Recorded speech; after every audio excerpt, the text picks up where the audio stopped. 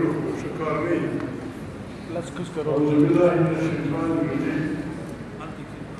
بسم الله الرحمن الرحيم مصطفى دليل التي وليالي خاوري دليل وطن تقتول مدرسة كرا منصوب وپښتانه کام د ډیرو درنو ټبرونو درنو علماو مشرانو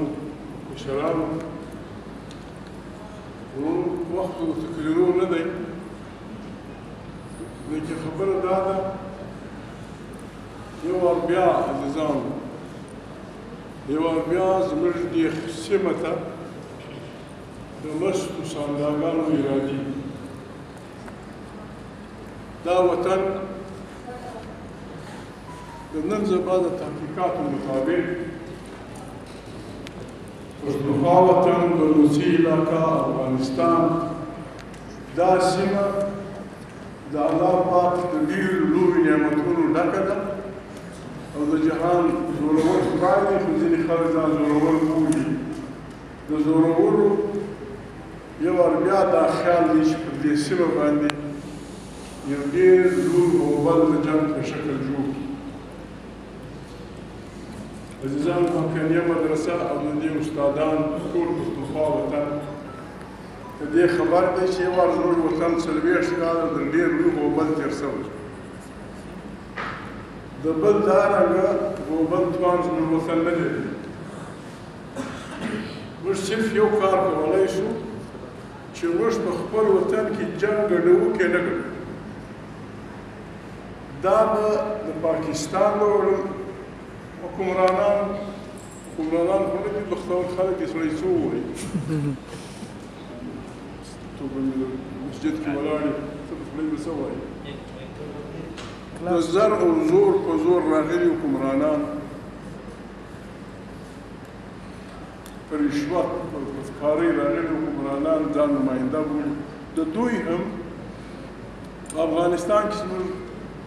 چې کوم خلک په اقتدار د طالبان د هغوی هم او زموږ د ټولو ولسونو د عقل امتحان دا واقعه به تاسې ساده واقعه نه بولئ دا واقعه د یو بل جنګ د تابع کوشش دی زموږ د ټول وطن خصوصا د پښتون افغان د عقل امتحان دی موږ په کار ده چې واړه واړه اختلافات هیر کړو عقل سره شریک کړو په اجتماعي کوشش باندې په دې وطن کې د زورورو میدان جنګ جوړ نه کړو امریکا چین برطانیا فرانس روس فلانا دا ټول دې ته متوجه دي زه خاص دې خبرې راغلم الله پاک ما سره نه ډېر ملګري وو د ده سره مې هم واده مې هم ورسره کړې وه زه به راځم الله پاک وایي شهیدانو ته تاسې مړه ووایاست تاسو زه په مسجد کې چې لګیا سم چې کوتراوي کوم دا بس کار دی خو علم دا وایي پوهه دا وایي قرآن کریم دا وایي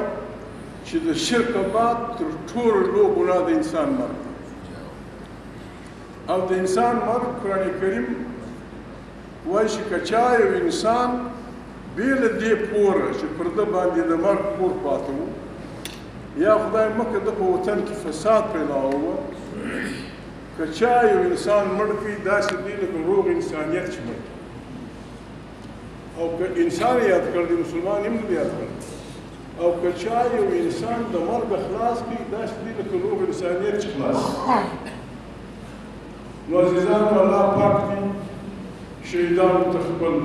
مقام ورکړي او بچیانو ته کور کنه چې خدای صبر ورکړي زه بیا خواست کوم پښتانه عزیزانو علماو مهرباني وکړئ موږ به هم چې انشاءالله ورګډ شو موږ په اجتماعي شعور په اجتماعي فکر به دا وطن د مستو خاندانانو د جنګ د میدان جوړېدو د بشپړ غواړو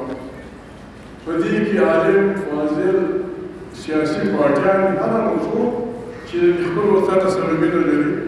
دا پر موږ پور ده دا پر موږ فرض ده طالبان حکمرانان هم حتی د ایران والا هم دلته زموږ